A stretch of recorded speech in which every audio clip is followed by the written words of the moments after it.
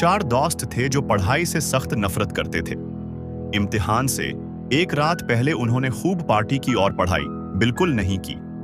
अगली सुबह जब इम्तिहान का वक्त आया तो वो घबरा गए। उनके जहन में एक चालाकी आई।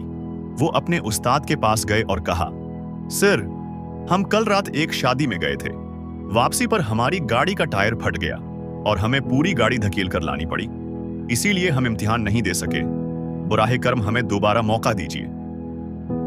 उस्ताद ने कुछ सोचकर कहा, ठीक है, मैं तुम्हें एक और मौके दूंगा। कल सुबह आकर इम्तिहान दे देना।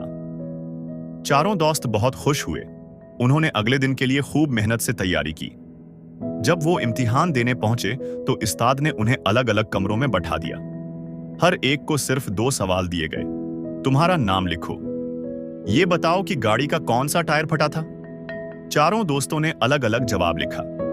किसी ने अगला बायां, किसी ने अगला दायां और किसी ने पिछला टायर लिख दिया। जब उस्ताद ने पर्चे देखे तो वो गुस्से से बोले, झूठ हमेशा पकड़ा जाता है। तुम सबके जवाब मुख्तलिफ हैं। अगर वाकई ये टायर फटा होता तो सब एक ही जवाब लिखते। तुमने इम्तिहान से बचने के लिए झूठ का सहारा लिया।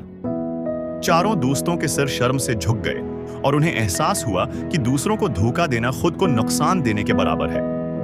सबक: तुम होशियार हो सकते हो, लेकिन हमेशा तुमसे ज्यादा होशियार लोग भी मौजूद होते हैं। झूठ हमेशा पकड़ा जाता है।